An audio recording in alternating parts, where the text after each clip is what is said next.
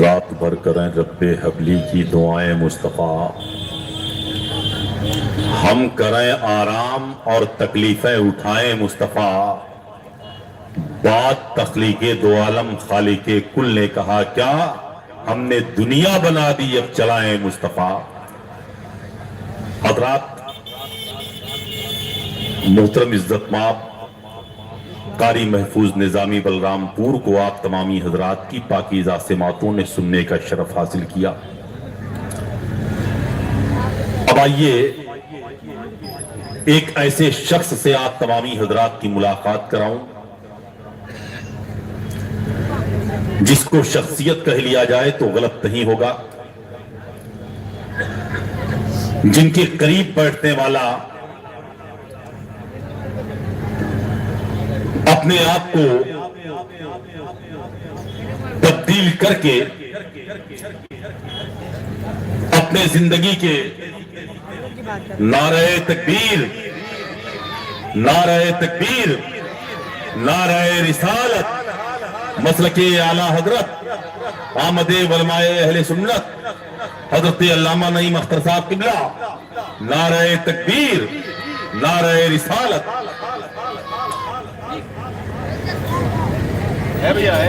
ایک گفتگو ہونے جا رہی ہے، ایک بیان ہونے جا رہا ہے، ایک تقریر ہونے جا رہی ہے۔ خطاب کرنے کے لیے جس شخص کے نام کا اعلان ہونے جا رہا ہے،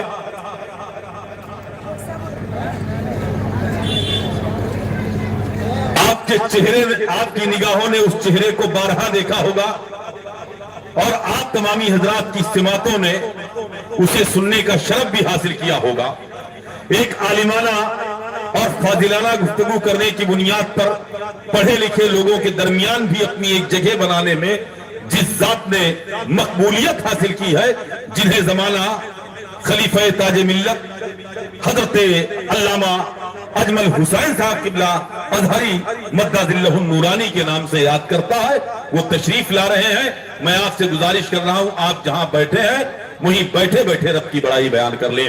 نعرہ تکبیر، کم سے کم آپ کی آواز آ جائے گی۔ اسی جلسے کے لیے آپ آئے ہیں تو آپ بولیں، اگر دوسرے جلسے میں آپ آئے ہیں تو آپ سے کوئی شکایت نہیں ہے۔ اور جو لوگ پیچھے کھڑے ہیں، میں گزارش کر رہا ہوں کہ آگے بہت ساری کرسیاں پڑی ہوئی ہیں، اگر آپ مذہبی ذمہ داری سمجھ رہے ہیں تو اعلان نہ کرنا پڑے، بلکہ آپ آگے آ کر جو کرسیاں آپ کے سامنے خالی پڑی ہوئی ہیں پہلے ان کرسیوں کو پر کر لیں۔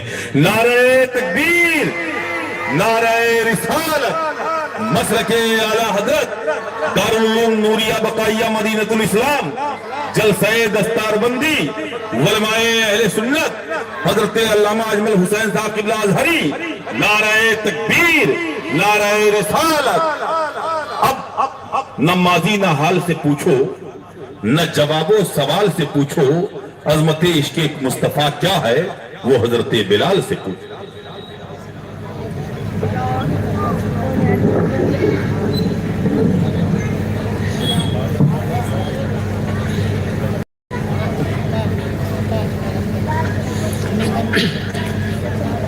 نحمده ونصلي ونسلم على حبيبه الكريم، اما بعد فاعوذ بالله من الشيطان الرجيم، بسم الله الرحمن الرحيم۔ وإني لغفار لمن تاب آمن وعمل صالحا ثم اهتدى۔ آمنت بالله صدق الله المولى العظيم وصدق رسوله النبي الكريم، ونحن على ذلك لمن الشاهدين والشاكرين والحمد لله رب العالمين۔ ابھی ہم نے اپنے دیکھا ہماری جماعت کے عظیم عالم دین حضرت علامہ و مولانا مفتی نعیم اختر صاحب قبلہ مدد ذلہ النورانی تشریف لائے، اور ساتھ ہی ساتھ آپ دیکھیں کہ خطیب الہند حضرت علامہ جہانگیر القادری صاحب اور مولن جلسہ محب گرامی وقار حضرت علامہ مولانا دیگر علماء اہل سنت تشریف فرما ہیں۔ ان کی موجودگی میں 10-15 منٹ کے لیے میں حاضر آیا۔ اللہ تعالیٰ سے دعا کریں کہ اللہ تعالیٰ اس جلسے کو اپنی بارگاہ میں قبول فرمائے، آمین، اور دارالعلوم نوریہ بقائیہ مدینۃ الاسلام کو دن دونی رات چوگنی ترقی عطا فرمائے۔ آئیے درود پاک پڑھنے میں بات شروع کی جائے۔ صلی اللہ علیہ نبی الأمی وآلہ، صلاۃ و سلام علیکہ یا رسول اللہ صلی اللہ تعالی علیہ وسلم۔ میں نے جو آیت پڑھی ہے اللہ تعالیٰ فرماتا ہے کہ بے شک میں نے بخش دیا جس نے توبہ کیا، ایمان لایا اور عمل صالح کیا، ثم اہتدی، پھر درجہ اہتداء پر فائز ہو گیا۔ اب سوال یہ ہے کہ جب وہ بندہ ایمان لایا اور عمل صالح کیا تو یہ درجہ اہتداء کیا ہے؟ آج جو معاشرہ ہمارا ہے اور ہمارے سامنے جو چیلنج ہے بالخصوص اہل سنت والجماعت کے لیے کہ چاروں طرف سے ہم پر الغار ہوتا ہے، کبھی رافضیت کے طرف سے، کبھی تفضیلیت کے اعتبار سے، کبھی نصیریت کے اعتبار سے، مگر میدان میں ایک جماعت کھڑی ہے جسے اہل سنت والجماعت المعروف مسلک اعلیٰ حضرت کہا جاتا ہے۔ تو اس پر میں 5 منٹ یا 10 منٹ جو گفتگو کروں گا کہ بے شک ایمان لائے، اور اللہ فرماتا ہے میں بخش دیتا ہوں جو ایمان لایا، عمل صالح کیا اور اہتداء پر فائز ہو گیا۔ اب یہ درجہ اہتداء کیا ہے؟ تو درجہ اہتداء کو سمجھنے کے لیے چلیں تفسیر در منصور، امام جلال الدین سیوطی رحمت اللہ تعالی علیہ فتح سعید بن جبیر رضی اللہ تعالیٰ عنہ سے پوچھتے ہیں کہ بتائیں کہ یہ ثم اہتدی یہ کیا ہے کہ بندہ اہتداء پر فائز ہو جائے؟ تو آپ فرماتے ہیں ثم استقاموا لفرقۃ اہل السنۃ والجماعہ، اہتداء یہ ہے کہ وہ شخص اہل سنت والجماعت پر فائز ہو جائے، وہ سنی بن جائے، وہ اہل سنت کا ہو جائے۔ میں ایک بات اور عرض کروں یہاں پہ، آج سوشل میڈیا کا دور ہے، یوٹیوبر لوگ، حالات یہ ہے کہ ہمارے عقیدہ اور ایمان کے ساتھ کھلواڑ کر رہے ہیں۔ ایک بندہ انجینئر ہے، ڈاکٹر ہے، اور وہ اعلان کرتا ہے کہ بخاری شریف پڑھیں، آپ قرآن شریف پڑھیں، آپ کے لیے بخاری اور مسلم اور صحیح ستہ اور قرآن کافی ہے، کسی امام کے پاس جانے کی ضرورت نہیں ہے۔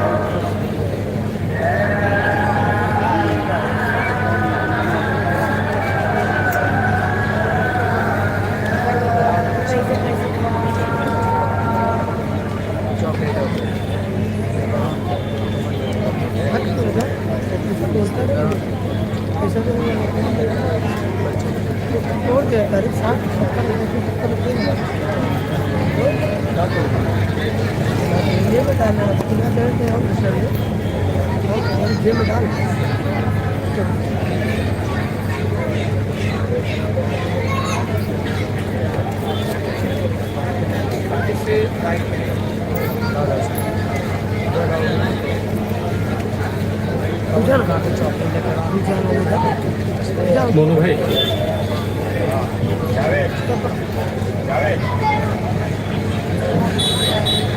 नारा लगा लें पर नारे तकबीर और बुलंद आवाज से नारे तकबीर नारे रिसालत मसलके आला हजरत दारुल उलूम नूरिया बकाइया मदीनतुल इस्लाम जलसे दस्तार बंदी हजरत अल्लामा अजमल हुसैन साहब क़िबला अज़हरी नारे तकबीर नारे रिसालत।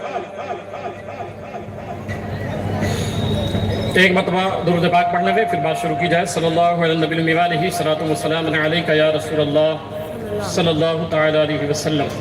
कारी साहब बाइक से भेज दीजिए। एक मरतबा और दुरूद पाक पढ़ लें। सल्लल्लाहु अलैहि सल्लतु वस्सलाम अलैका या रसूलल्लाह सल्लल्लाहु तआला अलैहि वसल्लम। तो मैं बात कर रहा था कि सुन्नी होना ये बड़ी रश्क की बात है, बड़े किस्मत की बात है। और हालात ये है, सिचुएशन ये है, मौजूदा ये है कि YouTube पे देखें आप कि ये एक तासुर दिया जाता है कि भाई कुरान आपके पास है, अहादीस आपके पास है, आप खुद पढ़ करके दीन समझ सकते हो। किसी आलिम की जरूरत क्या है, किसी मुहद्दिस की जरूरत क्या है, किसी इमाम की जरूरत क्या है। मैं आपको बताऊं, ये एक ऐसी गलत फहमी फैलाई जा रही है। एक बात आप बताएं मुझे कि कोई लड़का जो इंजीनियरिंग का कोर्स करना चाहता हो, जो डॉक्टर बनना चाहता हो, क्या वो डॉक्टर की सारी किताबें अपने घर पे लेके आ जाए, किसी उस्ताद के पास न जाए, किसी प्रोफेसर के पास न जाए, किसी कॉलेज में ना जाए, मेडिकल कॉलेज में किसी के सामने ज़ानुए अदब पहना करे? क्या वो लड़का डॉक्टर हो सकता है? क्या वो लड़का इंजीनियर हो सकता है? आप कहेंगे नहीं, किताबें भी वही है, घर पे पढ़ भी रहा है, मगर चूंकि उस्ताद नहीं है, प्रोफेसर नहीं है, इसलिए वो लड़का डॉक्टर नहीं हो सकता, इंजीनियर नहीं हो सकता है। मैं बताना चाहता हूँ, कुरान बेशक आपके पास है, सहाय सिद्धा आपके पास है, पढ़ना चाहिए, मगर समझने के लिए उस्ताद समझने के लिए आलिम की जरूरत है, समझने के लिए मुहद्दिस की जरूरत है। जिस तरह आपका बेटा घर में बुक्स ला करके इंजीनियरिंग कोर्स की वो पढ़ करके इंजीनियर नहीं हो सकता है, ऐसे फकत कुरान पढ़ने वाला कोई सहाय सिद्धा को हिफ्ज़ करने वाला आलिम नहीं हो सकता जब तक वलमा की बारगाह में ना हो। एक जहन बनाया जाता है, यार आलिमों की क्या जरूरत है। मैं आपको बताऊं, जरूरत है। मैं आपको सही बुखारी पढ़ता हूं, सहीहुल बुखारी किताबुल इल्म, मेरे आका ताजदार कायनात सल्लल्लाहु अलैहि वसल्लम। बुखारी शरीफ का नाम लिया जाता है यूट्यूब पे, इंजीनियर साहब भी लेते हैं, डॉक्टर साहब भी लेते हैं, मगर बुखारी के अंदर क्या है कभी उनसे पूछ लिया करें। इमाम बुखारी रहमतुल्लाहि ताला अलैह ने एक बाब बांधा है, 29वां बाब है, बाब बांधा है, बाबो बरका अला रुकबतई अविल इमाम अविल मुहद्दिस। इमाम बुखारी बाब बांधते हैं, फरमाते हैं कि जब तालिब इल्म हासिल करने के लिए किसी इमाम के पास जाए, किसी मुहद्दिस के पास जाए, तो ज़ानुए अदब तय कर दे, घुटने टेक करके इमाम की बारगाह में बैठे, मुहद्दिस की बारगाह में बैठे। क्या इमाम बुखारी ये नहीं कह सकते थे, मेरी बुखारी और कुरान काफी है तुम्हारे लिए, सहाय सित्ता और कुरान काफी है तुम्हारे लिए? मगर इमाम बुखारी पूरा बाब बांधते हैं और फरमाते हैं जब इल्म सीखने जाओ तो इमाम के पास कैसे बैठो, जैसे आप तहियात में बैठा जाता है, जैसे नमाज में बैठा जाता है। ये जो इंजीनियर है, जो वलमा से दूर कर रहे हैं, ये जो डॉक्टर्स है वलमा से दूर कर रहे हैं, बुखारी के नाम पे, सहाय सित्ता के नाम पे तुम्हें दावत देता हूँ। इमाम बुखारी कहते हैं आलिमों के पास आया करो, मुहद्दिस के पास आया करो। एक बात और बुखारी से साबित करूं मैंने कहा सुन्नी होना फख्र की बात है, रश्क की बात है, मैं उस पर आता हूं। मैं पहले इन जाहिलों को जवाब देना चाहता हूं जो कहते हैं आलिमों की हाजत नहीं है। यार खुद कुरान पढ़ो, खुद सहाय सित्ता पढ़ो, किताबुल इल्म है, صفحہ نمبر 50 ہے. میرے آقا صلی اللہ علیہ وسلم نے فرمایا قرب قیامت میں علم اٹھا لیا جائے گا, علم اٹھا لیا جائے گا. صحابہ نے پوچھا یا رسول اللہ صلی اللہ علیہ وسلم علم کیسے اٹھایا جائے گا؟ کیا قرآن اٹھا لیا جائے گا؟ نہیں. صحائف ستہ؟ نہیں. علم کیسے اٹھایا جائے گا؟ علم کیسے اٹھایا جائے گا؟ تو میرے آقا صلی اللہ علیہ وسلم فرماتے ہیں بقبض العلماء, اہل علم انتقال کر جائیں گے, علماء نہیں رہیں گے, علماء کرام پردہ فرما جائیں گے. حضور مناظرہ اہل سنت تشریف لا رہے ہیں. نعرہ تکبیر, نعرہ تکبیر, نعرہ رسالت, مسلک اعلی حضرت حضرت علامہ عبدالحنان صاحب قبلہ, نعرہ تکبیر, نعرہ رسالت. ہماری جماعت کی وہ عبقری شخصیت فاتح گونڈی مناظر اہل سنت, جن کو سن کر کے اور دیکھ کر کے ہم بڑے ہوئے ہیں, آج ہمارے درمیان حضرت تشریف لائے. حضرت کو خوش آمدید کہتے ہیں.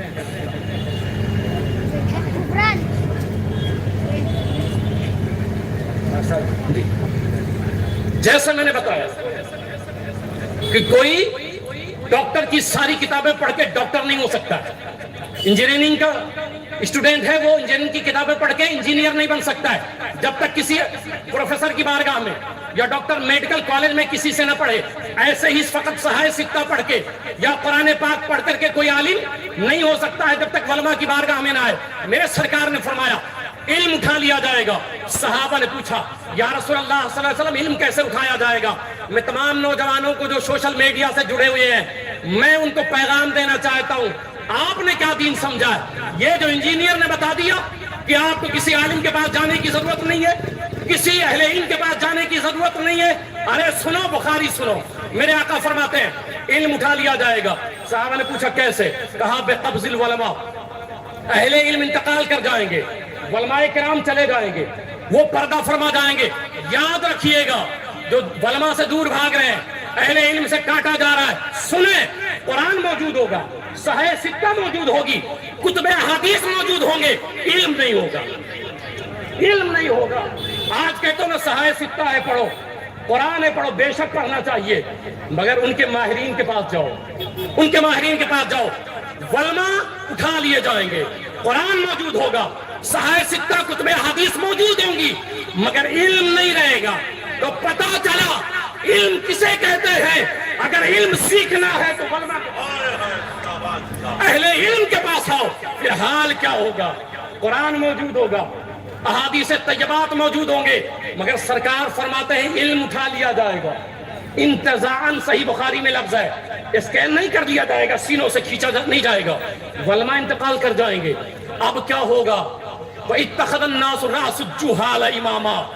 اب قرآن بھی ہے, صحائف ستہ بھی ہے. اب کیا کریں گے؟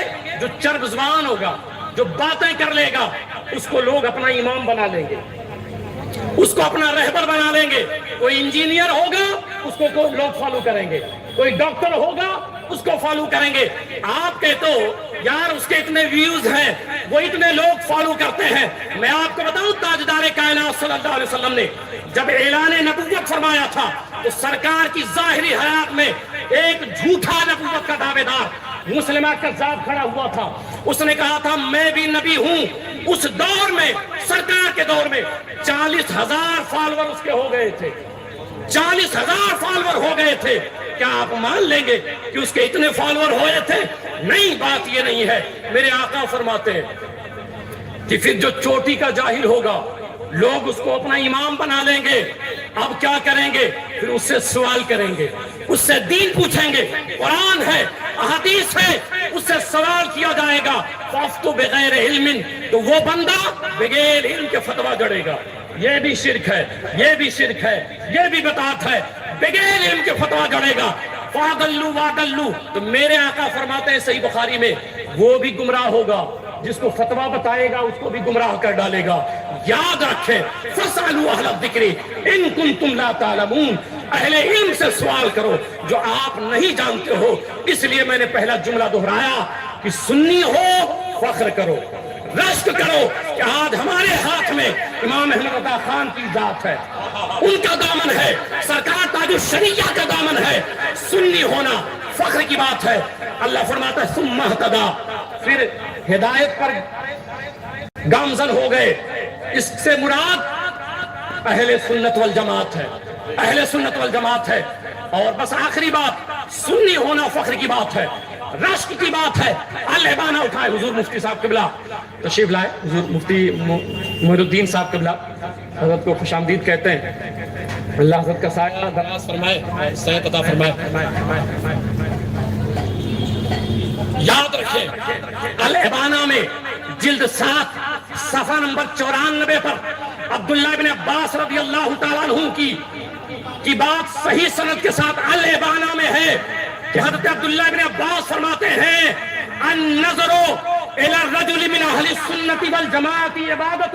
سبحان اللہ. سنی ہونا فخر کی بات ہے.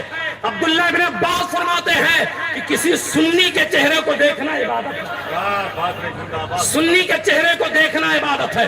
آج ہم پیدا ہوئے 1400 سال سے ہیں. محمد بن سیرین صحیح مسلم کے مقدمے میں لکھتے ہیں کہ لم یکونوا یسألون عن الاسناد، کہ ہم پہلے سوال نہیں کرتے تھے، کوئی حدیث روایت کرتا تھا سوال نہیں کرتے تھے، مگر رافضیت بڑھنے لگی، تفضیلیت بڑھنے لگی، تو اب کوئی حدیث لاتا تھا. محمد بن سیرین صحیح مسلم کے مقدمے میں فرماتے ہیں کہ جب فتنہ ہو گیا، طرح طرح کے عقائد نکلنے لگ گئے، تو کہتے ہیں فلما وقعت الفتنہ، جب فتنہ ہو گیا سموا لنا رجالکم، تو کوئی روایت بیان کرتا تھا تو ہم پوچھتے تھے کہ بتا تیرا استاذ کون ہے.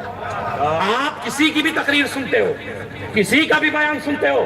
محمد بن سیرین کہتے ہیں نہیں، جب فتنہ ہو گیا تو ہم سب کی تقریر، سب سے روایت نہیں لیتے تھے، پوچھتے تھے سموا لنا رجالکم، بتاؤ تمہارا استاذ کون ہے، تم کس کے شاگرد ہو. تو کہتے ہیں وہ من اہل السنہ، اگر وہ اہل سنت میں سے ہوتا تھا فیؤخذ حدیثہم، جب پوچھتے تھے وہ کہتا تھا ہم سنی ہیں. 1400 سال پہلے کی بات کر رہا ہوں. جب وہ کہتا تھا ہم سنی ہیں تو محمد بن سیرین کہتے ہیں ہم اس سے روایت لے لیتے تھے.